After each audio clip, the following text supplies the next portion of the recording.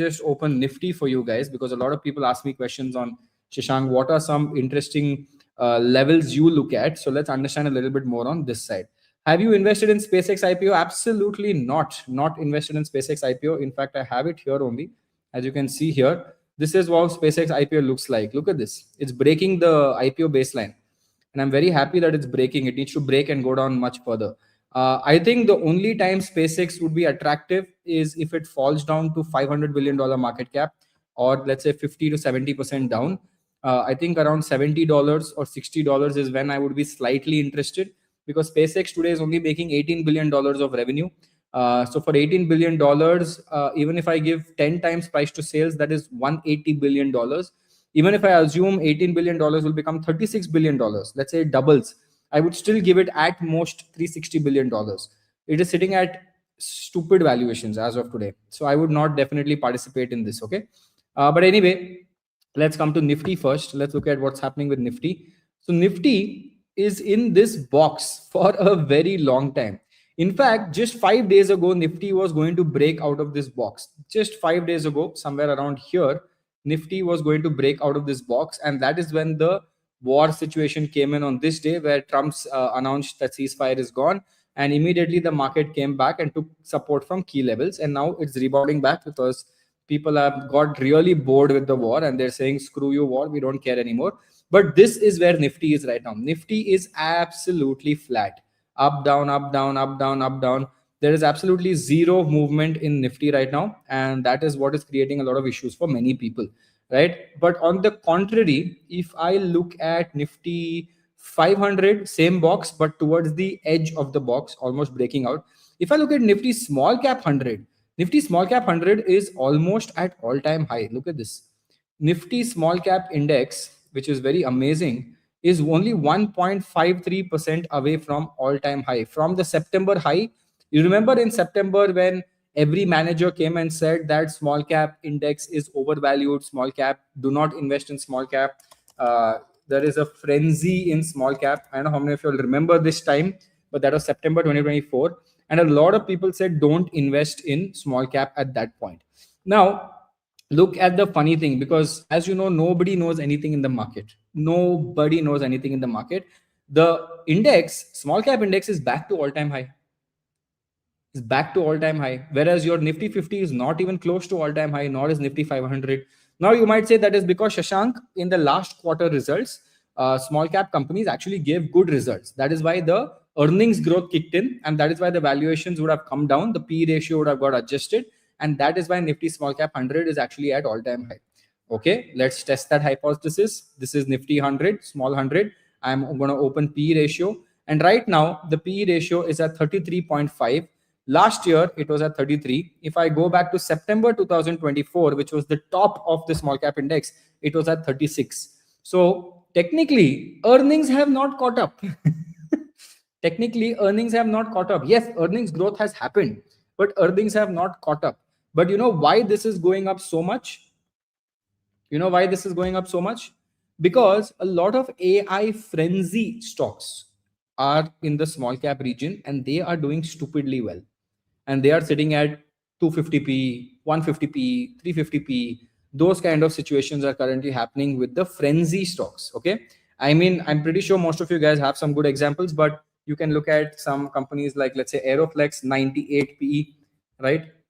Recently took a nice correction because I still don't believe it's a very good data center stock, but it is at 98 PE, so very overvalued. If you look at a company like Schneider Electric, also it is sitting at 152 PE. I'll take many examples. If you look at one more was that TD is also sitting at very high valuations. Yeah, 75 again in the small cap range. TD also is sitting at 75 valuation. So basically, what about KRN? KRN is at 105. What about your E2E? Right, E2E. So I don't even know why it is so high. Your NetWeb, okay, NetWeb is also at 119. Now you understand. Now you understand why small cap index is flying. And my favorite, Cupid. My favorite means I don't own Cupid, but we have Cupid in our FluidQ small case. We have it in our small case, and this is how it has gone up. In fact, it has helped our small case grow quite aggressively. I might add, right? In fact, if I look at the small case, This is how it has gone up in the last few months, thanks to two companies. I think we had Kirloskar and Cupid. Both have done phenomenally well, and it has just shot up. And you compare this to the small cap index, we are up, and you compare it to large cap index, so we are flying only. But yeah, this is how Cupid looks like. So this is the problem, and that is why small cap index is basically coming back to all-time high. Now let's quickly look at the global markets. If you look at oil has come down to 75. So oil has actually gone down a lot. Has your petrol and diesel prices gone down, guys, in your region? Has your petrol and diesel price gone down? I understand that when the war was going on, the diesel price hikes came in so that we don't lose money. But now the price has gone down by almost 40%. I don't know if the savings have been passed on to the customer. USD INR has come back to 795. USD INR back to 95. In fact, it has made a base at 95. That means this is going to be the new normal going forward. Okay. And I look at S&P 500. S&P 500 is also range bound. By the way, from the last 2 months, S&P 500 is range bound, like Nifty. But obviously, S&P 500 has given a good return, and that is why it is sitting range bound. If it breaks from this range, which is what I'm also waiting for, if it breaks this range, then we will again have a good momentum coming there as well. Looking at gold, gold is currently below 200-day moving average. In fact, I don't know how many of you all saw the gold video I did recently. If you have not watched that gold video, please go do watch it.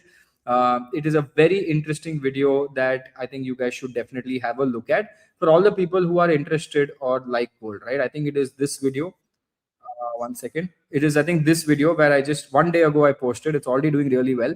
But go watch this video, because in this video I actually talk about you guys gold. And if you want, I'll show it to you a little bit here.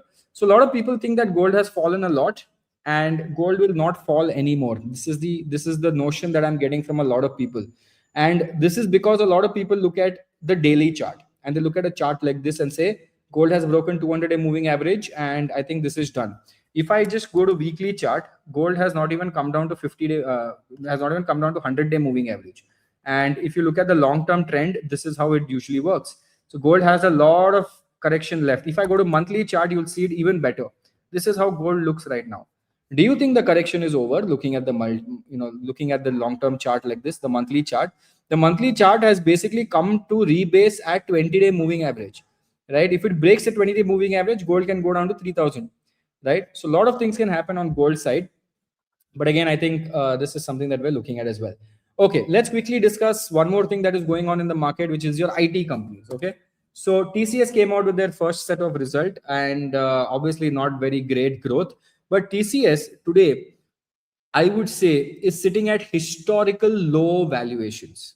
Okay, historical low valuations. It is sitting at 13 times price to earnings. It is sitting at 2 times price to sales for being the leader in the IT market in India. Okay, so this is something that is very shocking. And if you look at the last 1 year return, I think it has gone, let me put it here.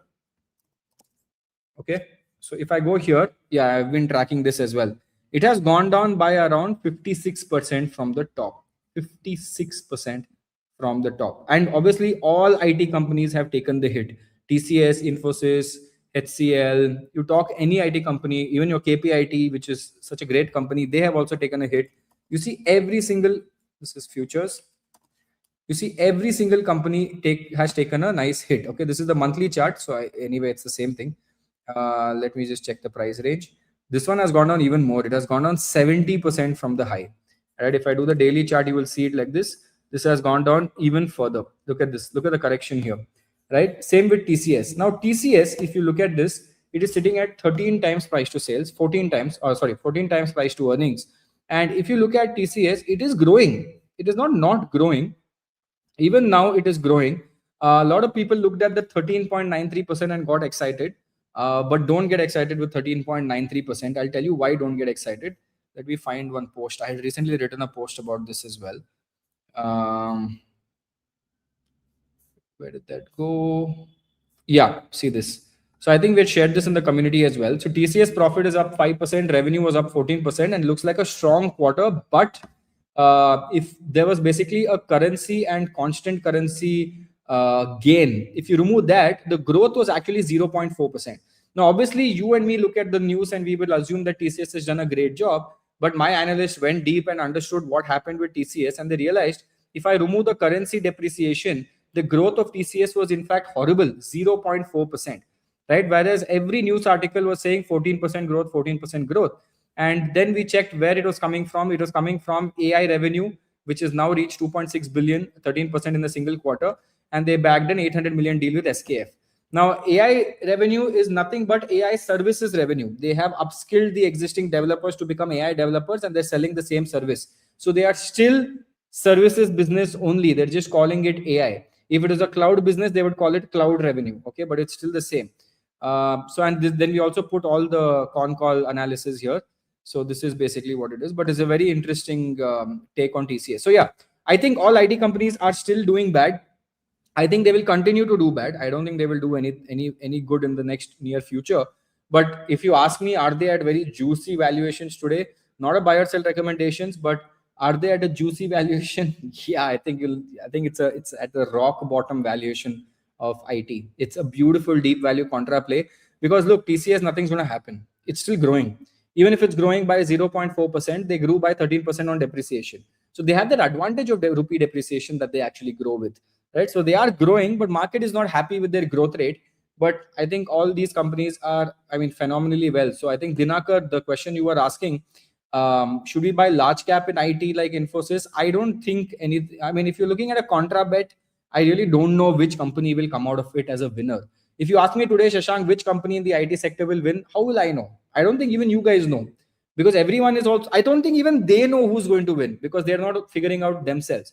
So I have no clue which IT company will win. But yeah, I think it's time. We have to wait for it and then figure it out what actually will actually do well, right, in this space. But yeah, IT is doing absolutely terrible. Pharma is doing very, very well. So if you look at pharma companies, like let's say Gland has done a range breakout, as you can see here with retest. So Gland is actually doing really well. It has made a range breakout. It's come to the second range as well, and then the third range would go very high. You look at Torrent Pharma, which is I think one of the biggest, fastest growing pharma companies with momentum. This is also doing phenomenally well, as you can see here. It's been doing well for a long time, and now they're doing the merger with JB Pharmachem. So that is also going to do really well. So pharma is doing really well. Defense, yes, Shreyas, defense is doing very well as well. We are interested in the finance space. We are doing a webinar today on microfinance industry. We're looking at a lot of interesting companies in the microfinance space. So that is something, again, yeah, finance may be new, Shakun. Yeah, finance is new. I think you're coming for the webinar today as well. So we're going to discuss like 4 or 5 very interesting MFI companies and what's actually happening in that space, because MFI companies are also today at the lowest point of time, and the recovery will be amazing at this point, right? But yeah, overall market is not doing good, as you can see here. And I still believe, I've said this last time in my last live, I will tell it again in this live, I believe that the market can only go up very fast only if we get a good trigger. We don't have any triggers right now. I think the government of India should do some kind of a trigger, give some kind of an exemption, give some kind of a boosting, because they have done that. They have said, okay, we will call all the data center companies in India. Nothing happened. Then they said, okay, we will give you tax exemptions for foreigners. Nothing happened. They even removed capital gains on bonds for foreign investors. Nothing happened. So a lot of people think that removing HTCG and LTCG will do wonders for the economy. Please let me break your bubble. Removing LTCG and HTCG is not going to do anything great for Nifty. Yes, thoda upar jayega euphoria mein, but we are not structurally very strong yet. Because if I am a global investor, if I was not an Indian, if I was sitting in Dubai or I was sitting in US and I was running a hedge fund, India would be the last place I invest today. I would be investing in Korea. I would be investing in Japan. I would be investing in robotic companies in China. I would be investing in AI sovereign data center companies in Europe. I would be investing in chip manufacturers, and the next stage, which is photonics, and then the next stage after that, which is CPO. I would be investing in that in US. I would not be investing even close to coming to India if I personally was a global investor, because that is where the money is moving right now in, and there is a demand supply bottleneck. So that is where I would be investing. So India, sadly, because we stay in India, we are bound to investing in India. I can't invest abroad too much, even though I do invest abroad, but I can't do a lot of it. Still 75% of my net worth is in India, 25% is in Europe, Korea, and all the other places, right? But that is what it is. Chalo, let's do one thing. I don't know how many of you all remember this. We used to do this in the old school times. I want you guys to give me recommendations on what we should research today. Give me names of stocks. I will put 4 stocks as a poll, and whatever wins that poll, we will do a quick research on that stock. Again, it can be an absolutely new stock that I have never invested as well, but we will just do fundamental research to understand if it's a good company or bad company. No buy or sell recommendation. Please understand, I'm a SEBI registered research analyst, so I have to be very open about this. And if I own the company, I will not do research on that. Okay, but I don't own companies much now. I mean, I've not bought and sold anything yet. Okay, let's check some companies that you guys are. I can't do Azad. Can't do Azad. Okay, let me check some. I'll take the first preference from the community members. Any community member here with those icons, you can put something. We will take your thing. Nuvama we can do. So let me put a poll. Nuvama is interesting also. Choose stock. Yeah, don't spam Nuvama. Nuvama is already chosen. Give me 3 more options. I need, guys. 3 more options. Come on. Lupin kar sakte hai. Yes, Lupin is also very interesting. Pharma space. Anything in the defense space. Let's do something that is in the trending space only. So it helps people as well when we do the research. Helps me also. I like Nykaa. We can check Nykaa. Okay. What else? Nykaa, Paytm. Paytm is better actually. Okay. Let's do Paytm instead of Nuvama. Paytm is nice. Any defense companies you guys don't want? Any defense companies? Okay, interesting. I'm just checking. Guys, spam fast so I can see the same name again and again. Okay. NHDL is boring, man. There's nothing to do in NHDL. I don't think NHDL is a very interesting company to look at. IT I don't want to do because IT nobody cares about IT, honestly. So I don't think IT is a good place to do it. Okay, we can do new Knowledge Marine. Wait, how big is Knowledge Marine? Is it a small company? I'm going to do small companies. It'll become a problem. Gabriel. Okay, sure. We can do Gabriel. I've not ever researched on Gabriel. Okay, guys, the 4 companies I have chosen for you guys to vote. Please vote as fast as possible. The companies that we are voting to understand is Paytm, Nykaa, Lupin, and Gabriel. Okay, so these are the 4 companies. Whatever wins the vote, we will do a quick research on it. And in the meantime, whoever is watching this, there is no money required to click on the like button because we have been doing such videos for a long time. So it costs absolutely 0 money, maybe 1 millisecond of your effort to click on the like button. So would really appreciate if some people click on the like button. Subscribe, it's up to you. Only if you like me, subscribe. But yeah, like button to please thoda acha lagta hai meko. I don't get any benefit from that like button. We don't get money, we don't get boost on the video, but it's just nice to see that I got so many likes. That's it. It's a very personal this one, right? Okay, so I think Lupin is getting most of the votes. Lupin has got around 72 people have voted out of 253 people. Guys, every vote matters. It's democracy. Every vote matters. Come on. Whoever can vote, do voting. Lupin is actually very interesting because there is a GLP play happening in Lupin. There's a GLP play happening. Actually, I can find out where is my pharma sector webinar. We had done one pharma sector webinar. I only don't remember when I had done it. But we've done a very interesting webinar on the pharma space. For Lupin was one of the companies we discussed there. Can you pick 2 stocks from the above votes? If we have time, let's do 2 stocks. But right now, the voting is very one-sided. It is majorly Lupin.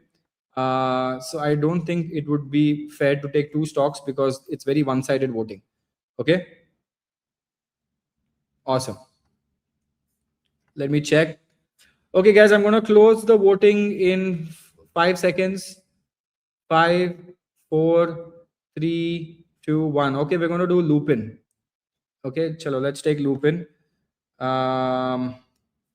Let's do Lupin now. Okay. There is some very interesting funny character who is very angry because we didn't choose Anthem. Nobody replied Anthem. Many people chose Lupin, and I will only do something that is crowd favorite, not individual favorite, right? So we will do something that many people want to learn. So let's understand Lupin a little bit more as well. Okay, let's go. And please understand, this is not for buying or selling. It's not a buy or sell recommendation. So don't have to get so antsy about things. This is only to learn. We're only here to learn. We will learn something about Lupin and we will understand a little bit about Lupin. Personally, I have not invested in Lupin, right? So one guy is very angry. He's like, why didn't you take Anthem? I think let's kick him out. I think he's very angry in life, right? So let's kick him out of this life. Okay, done. He's out. Yeah. But see this one very interesting question. Why research big stocks? Can you show small ones? Okay, very interesting. The big stocks are giving very good returns. Why is this misconception that big stocks cannot give return? Small stocks will give return. Why is this misconception with a lot of people? By the way, Lupin, just please look at Lupin. Lupin has given 31% in the last 1 year. How much? 31% in the last 1 year.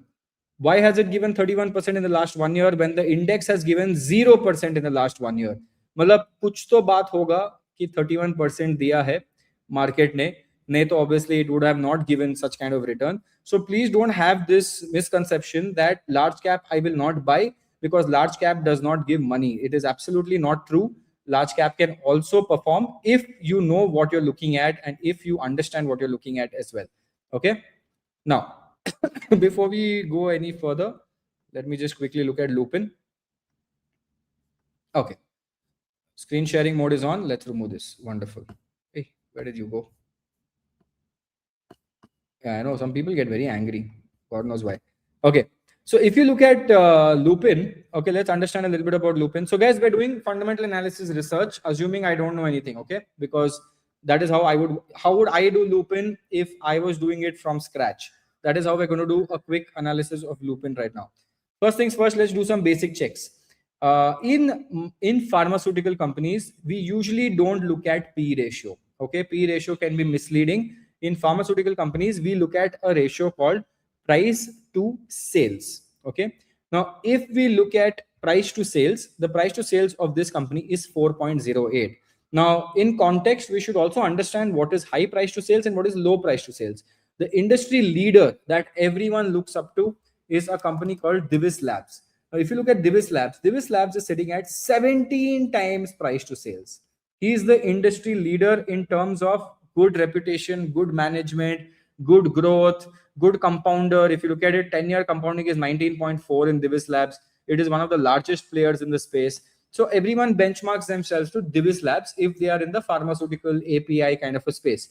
If you are someone like a Cipla, you will look at Sun Pharma. Okay. So if you look at Divis Labs, 17.2, and if you look at Lupin, Lupin is sitting at 4 times price to sales. Again, please note, I do not have this company in my portfolio, and that is why I'm able to talk about it. Okay. I've not bought it, nor have I sold it, but I'm just trying to understand myself what is going on. EV EBITDA is 12.5, which is also low. Stock P is low. Market cap to sales is low. PEG ratio is amazing, 0.14. What does this tell me? Low PEG ratio, low market cap to sales, low EV EBITDA, low P ratio basically tells me that this company is very undervalued even now. A lot of people will come and tell me that, Shashank, but this company has already given 31.8% return in the last 1 year. So isn't it too late? Looking at the data, it does not seem late. Okay. It is also showing me that a lot of growth is yet to come, which I'm more interested now because I want to understand why and what is this growth and from where is this growth coming from.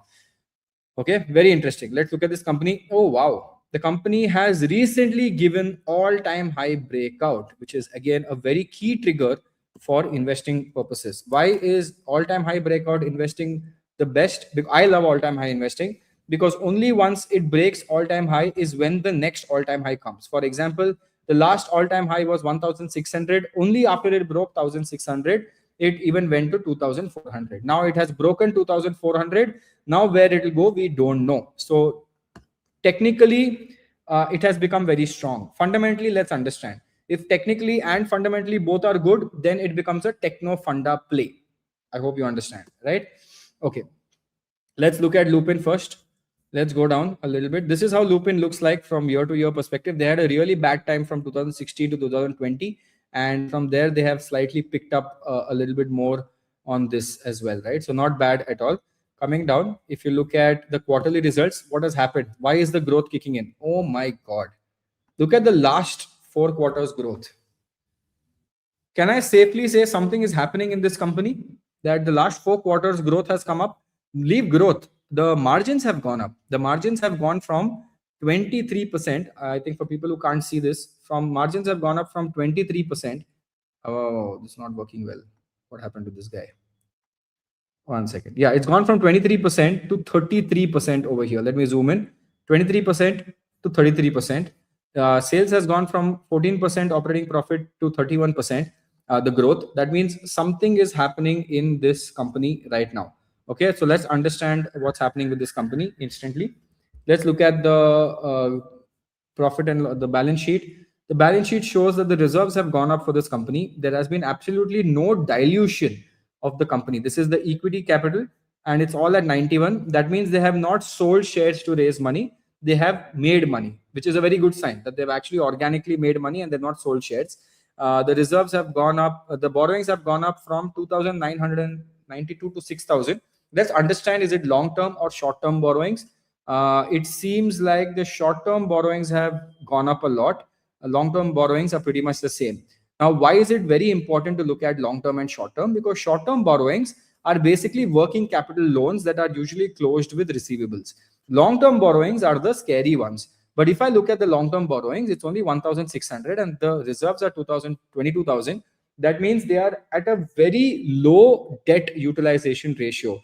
In fact, I would be saying they should take up more debt, right? So that they can grow faster. But yeah, interesting. So they barely have any debt.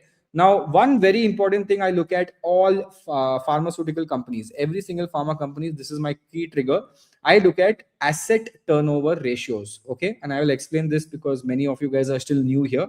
Now, let me explain in very simple terms. Okay. Let's say in a very good period, I have 100 crores of assets. And from that 100 crores of assets, I'm making 500 crores of revenue. What is my asset turnover ratio? Can somebody tell me in the comment section, what is the asset turnover ratio? I have 100 crores of assets and I have 500 crores of revenue. So my asset turnover ratio is around 5, right? For every 100 asset I have, I'm making 5 times returns, okay, or revenue. Now in pharmaceutical companies, there is a very hacky way of finding out whether the company is going to do well or not. And I'll show you some other examples as well. The hacky way is pharmaceutical companies usually put the capex upfront.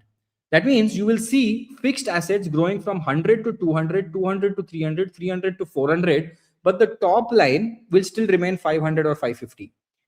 Now, why is this the case? A lot of people will think, oh my God, they've taken so much debt and, they've only made 600 crores, but they have increased assets from 100 to 400.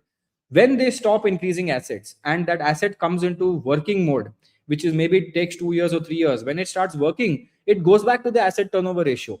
So that 4 will become 20 and suddenly that 500 crores will become 2000 crores. That is basically how. So pharmaceuticals, yes, absolutely correct. Someone in the comments said they first spend and then they enjoy later, because in pharma companies, you have to put the plant, you have to put all machinery up front. You have to get all the scientists in that plant, all the people to come and start working in the plant. And then you have to get FDA approval for the plant. Inspection should happen in the plant. Only then you can start producing. And then you start producing from 0% capacity utilization. That has to go to 70, 80, 90% capacity utilization. So there is a lag period. There is a period between when the capex is put on day 1 versus when the revenue will come on day 5. And if you can time that, now you will make a lot of money in the world of pharma. So that is how analysts basically look at with respect to pharmaceutical space. So if you look at this company, I can see that the asset in the last 2 years have gone up by around 2,000 crores. So it is almost 9,000 crores of assets, became 9,700, became 11,000. But let's understand, what is this? Is it plant and building and plant machinery? Absolutely correct. You can see this. The plant and the building costs have gone up. They've increased the building, and mainly the plant machinery and equipments have gone up. So this is something that we have to look for. That means, boss, some kind of expansion is happening in this space. Now, if you look at Laurus Labs, which was an example we had got internally before it actually blew up, how did you know Laurus Labs would do well? And we have been holding this for a long time in our baskets, right? If you look at Laurus Labs, they increased their asset turnover in 2022 was 2,600, and they went from 2,600 to 4,100 in 2025. They literally doubled their asset, but till 2025, from 2022, the revenue was the same. 5,000 crores, 5,500 crores. There was zero growth in revenue in the last 4 years, in 3 years, but assets went double.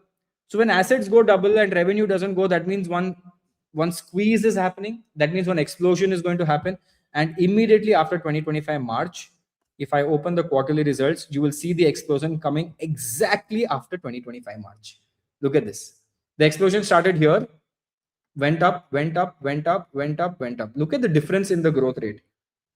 Crazy. And automatically you will see operating profit margin going from 24%, from 20% to 28%. Why? Because extra capacity, right? The margins will be low, right? If I put a plant, everything upfront, my margin is low. When the plant starts making money, the margin automatically becomes better and becomes higher because it starts pulling its weight. But beautiful, right? So Lupin also, looking at this, it is telling me that something is happening, because bhai ne 8,800 crores say he's gone to 11,000 crores, but revenue has not gone up. That our revenue has actually started playing out. In fact, it's gone up quite a bit. And if you see it here, this last 3 quarters the revenue is played out. In fact, before that the revenue is not played out. Last 3 quarters the revenue has actually started playing out, which is very interesting. That means we are maybe 3 quarters late. Now a lot of people will think 3 quarters late is bad. It is not bad, because when a company starts its growth trajectory, growth usually goes for 3 years. 3 years is equal to 12 quarters. If I'm entering at quarter number 3, I have 7 or 8 more quarters to play. And if the company grows for 7, 8 quarters, there is no way you would not make money, right? That is how it is. But let's understand more in detail what Lupin does. So all this is fine. Fundamental checks are good. Cash flow is killing it. It's beautiful cash flow they have. Very nice. Inventory days have gone up a bit, so they're holding a lot of inventory. Cash conversion cycle has gone down, which is great. And the ROCs have started going up because the plants have started kicking in as well. Right now, let's understand a little bit more about this company from the PPT. Guys, I'm doing research like how I would do it if I'm reading Lupin for the first time. And I don't know much about Lupin. We have done it in our GLP. So I know there is something related to GLP because Pratham, my head of research, did it. But let's understand a little bit more here as well. Aha, look at this. Where is the business performance coming from? The business performance is coming from North America region. There has been a 55% year-on-year growth on North America, and EMEA is 19 and India is 12. I mean, India is not doing great. Rest of the world is around 37%. Okay. Key developments, strong revenue growth. I think the revenue growth and margins are great. Completed acquisition of a company, strengthening Lupin specialty pharma footprint in Europe. Expanded the manufacturing capacity to scale the peptide platform. So remember, I told you that they're entering the GLP-1 space. So that is something that they're doing. License and agreement with Galincium for semaglutide in 23 countries. Semaglutide is one of the I think better protein when it comes to GLP. If you had attended the webinar, you would know it. But there are 2 types of protein, which is semaglutide, and the other one, there's one more coming up, trizepatide. I think that is also coming up. Trizepatide is also good. Semaglutide is good. But semaglutide is the better one. So that is also coming as well. Right. So European Commission approval for biosimilar. Okay. So this is actually doing well. So good developments there. Most of the revenue coming from Europe and US. So the US mainly, that is fine. This is the normal business. Yeah, this is where the game is coming right now. License and supply agreement for co-marketing semaglutide with Zydus. No wonder your Parag Parikh is increasing a lot of stake in Zydus. A lot of Zydus companies they're buying. So very interesting to understand this whole space. They've also got the diagnostic spaces called Lupin Diagnostics. I'll show you more detailed about this as well. Sales looks good. So I don't go too deep into the things I don't understand. I'm just trying to figure out very simple things. Is it in a good sector? Is there something playing out? And how long will it play out? That's all I want to understand. If I know that it will play out for 3 more quarters, I'm okay. Because I keep a stop loss based on the moving averages. So that is how I would play. I'm just showing you how I would play. 20 launches are coming in, 3 biosimilars are coming in, 10 novel complex pipeline in India. Okay. mainly the GLP-1 drag. I want to see the GLP-1 drag. And they don't have interest. So if they don't have interest, they're getting a lot of money coming straight into the profit after tax. And that's why their things look very good. This is ESG. Again, ESG. What is this? Lupin awards not required. Thank you. Okay. Let me go to my presentation I had given on GLP. Let me do a little bit of understanding over here. This is something we had done a month ago. So let me show you what we had done here. Only the Lupin's part I'll show you because that is not there in the investor presentation, but it would be in the con call, right?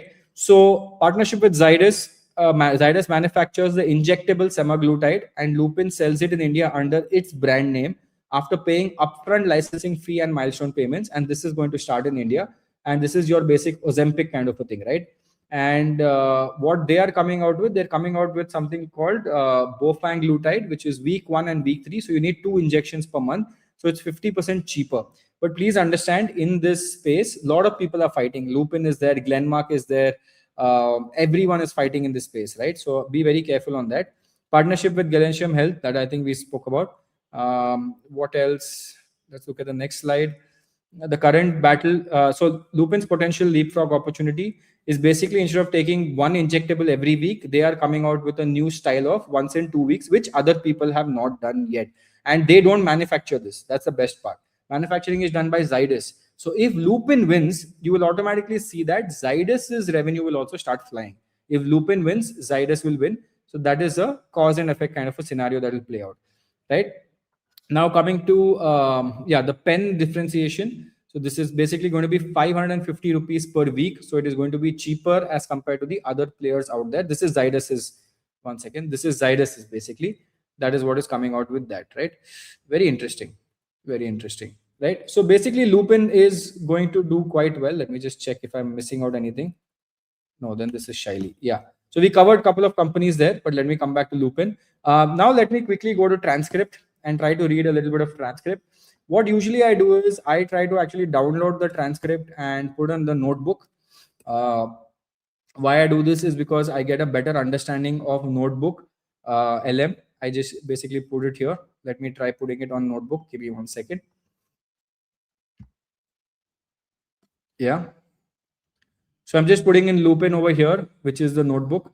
And what I'll also do is I will also open Claude. I'll show you how I use AI in my research also, right? So you guys should learn everything from all sides. This is my Claude. Okay. I use a skill called last 30 days. Give me a deep dive analysis of the company Lupin in India. Let it go there. So last 30 days is basically a skill that only looks at data in the last 30 days. So it looks at all the relevant data instead of looking at something that is like 2 years ago or whatever. Okay. So let's come back to this. So Lupin transcript full year earnings call. Okay. Very interesting. So let's understand the key growth strategies for the Indian market. Let us check it out.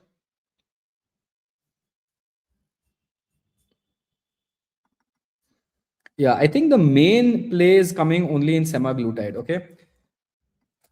What were the growth strategies discussed? Let me check. So I think the more I see this, it looks like a Zydus plus Lupin play. Obviously, they're doing really well in US, but I feel like there's a double engine coming. Double engine basically means that in US, their revenue is growing by 50% year on year, and India is at 12%. But if they win the semaglutide race in India, then they will grow in double engines because US is anyway growing. India will also grow. Plus, they have the export advantage because of the rupee depreciation. So that is something. Yeah, look at this. The company aims to outperform the Indian pharmaceutical market by 1.2 to 1.3 times. Chronic segment expansion, aggressive launch pipeline, diabetes leadership, which is this one. It's coming in late FY27. They're coming with an oral tablet, but we have done some research on this. Oral tablet is not very effective. So it is better to always go with the injectable pen as compared to this one. US complex product focus, double the share of complex products. Pipeline of exclusive, 50 new products coming up, and they have first to files as well. And biosimilar integration is coming in FY27 as well. So a lot of new launches. Whenever a new product gets launched, revenue starts hitting in very aggressively, and that is what will be very interesting. Okay, let's understand some negatives.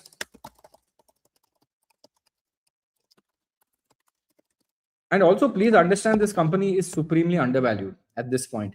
So that is the reason it's going up, because there are a lot of multiple triggers playing in this company. One is the assets have gone up. The other one is their expansion into India for semaglutide, which is like Ozempic.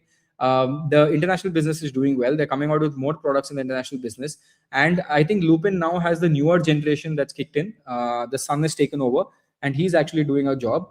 And I think that is very interesting to look at, right? Let's look at some negativity. Competition for key products. Okay, so they're having two new competition in this in FY27. Projected US. See, this is why it is so important to learn with respect to investor presentation in con call. They are saying that the US revenue is going to decline, and management expects the US business could see a high single digit to low double digit erosion in revenues compared to the record levels seen in FY26. This one statement has helped me a lot right now. Just think about it. We were looking at 55% US growth, right? And we saw that the consolidated sales were growing very well and the quarterly sales grew by 31%. This 31% had 55% of US sales growth that came in, which we saw in the investor presentation of Lupin. Now, in the con call, they are saying that that was a one-off, and now instead of 55%, you might expect single digit. Can you tell me now what will happen in the next quarter? This is how I do research. So you're seeing it live right now. So I hope you guys are learning a little bit. Now I'm a little worried because I'm like, okay, 55%.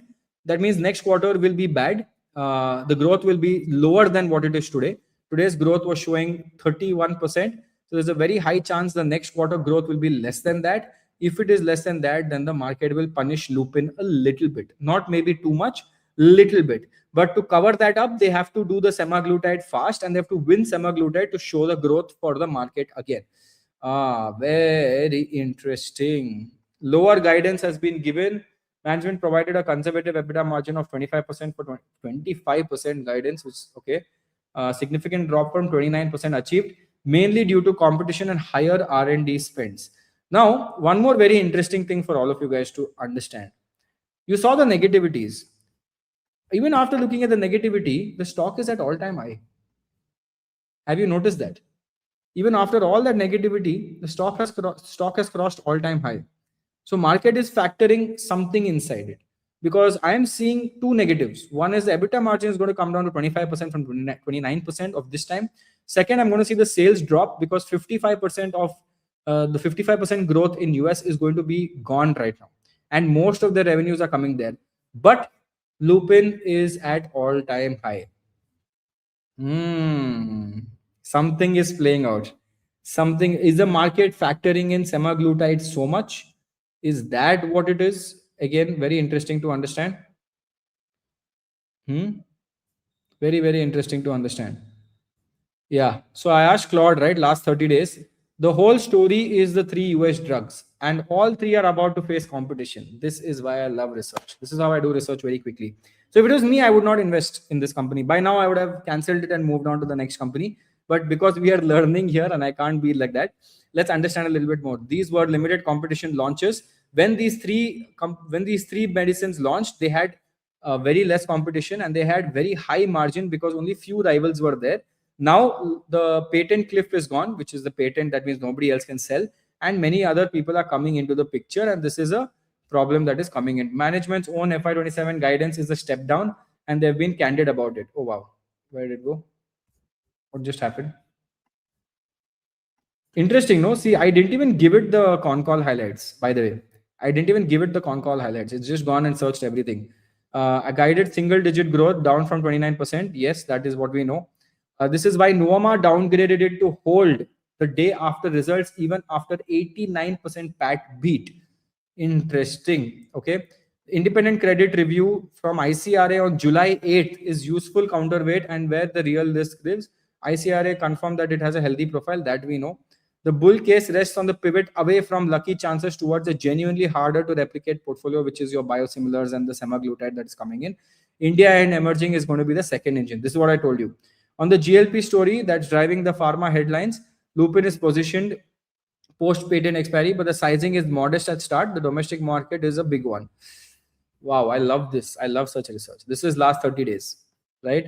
And I'm not even used my second brain to this. So this is actually Beautiful. One second.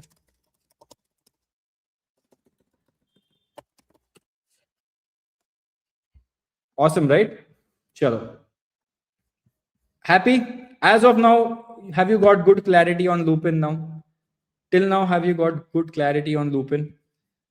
As I said, it took us 30 minutes, almost 20, 25 minutes to do research, by the way. It was not a very fast research. We looked at the fundamental analysis first, then we went into the con call, then we did last 30 days, then we looked at other stuff. But this is how you do research. It takes 30, 40 minutes to do research. I would also do one more step. If you really ask me how I would do research, I have one more step of doing it. I usually go to Value Picker and search for Lupin, if it is there. And I start reading the last few. There's nothing from November 2025. Sad. So nothing recent to look about. This is something I would do always, just to get a more upbeat analysis on this. But what I can do is, I don't know if my... okay, one second. I can do one more thing. Let me just check this, okay? I'm not sure. Oh, I can't do it here. My bad. Okay, leave it. Or else I could have gone and checked all my research reports, and I could have checked Cupid from the Lupin from the Cupid, it seems. Cupid is in my mind. I could have checked Lupin from the research reports and actually gone through a research report and understand a little bit more about what's going on. I would do that also. I don't take research reports too seriously in life, but I definitely like reading some research reports just to understand a little bit from what maybe I've missed out on something. So that is the only reason why I would look at some other research reports, or else nothing. But let me understand from some Telegram groups that I am in. Any report? No, nothing great. Nothing great on that side. Anyway, so guys, this is how we do quick research and analysis on everything. First of all, did you guys like this? Simple question to all of you guys. Do you guys like this kind of research and enjoy it? I know it's a little old school. We used to do this a year and a half ago, and then we didn't do it for a long time. But somehow felt good today. Even though obviously we don't find stocks all the time to invest, sometimes we do find some interesting companies. But it was a fun experience to do a deep dive research together. And even I don't know anything about Lupin. So this is the first time I was reading about Lupin as well. But very interesting, very low P ratio, very low price to sales, price to book. Everything is low, but somehow I don't like it. I feel a lot of negativity is coming in the next few quarters. So I would not be a big fan about it. If you really ask me right now, I would not be a big fan about it. But again, I think that was today. So this was weekend research with me, Shashank Udupa. I hope you guys enjoyed it, because I have a webinar now in 1 hour, so I have to go for that. But I hope you guys enjoyed this. I hope you guys like this. We will try doing it once every 2 weeks, not every week, but every 2 weekends, we will try sitting and doing like a deep research like this. And any doubts, any questions you have, please put in the comment section below. The goal here is to just learn and understand and do your own research before investing. Please do not listen to me and invest in anything that I do, because the way I manage my portfolio or my client's portfolio is very different from the content I do on YouTube, right? Because here it's more teaching oriented. There it is more fund management oriented. So I'm very different when it comes to fund management on my small cases or my other places, right? Whereas here we do a lot of reading and a lot of learning and all of that. And somehow I've stopped believing in buy and hold forever, because I feel everything is playing out very fast. In 3 years, theme is coming, theme is dying, theme is going, new theme is coming. So market has become very fast, and discoverability has become very fast. So that is why. Okay. But again, have fun, guys. And again, thanks a lot for all of you guys who have been watching this till now. I hope you guys got some knowledge from it. And if you did, please click on the like button. And for all the people who are here for the first time, who have never subscribed to me, would be great if you can subscribe. We do this once in every 2 weeks. And in the meantime, I keep posting some other videos as well. This is me, Shashank Udupa, signing off, guys. Take care. See you. Bye-bye.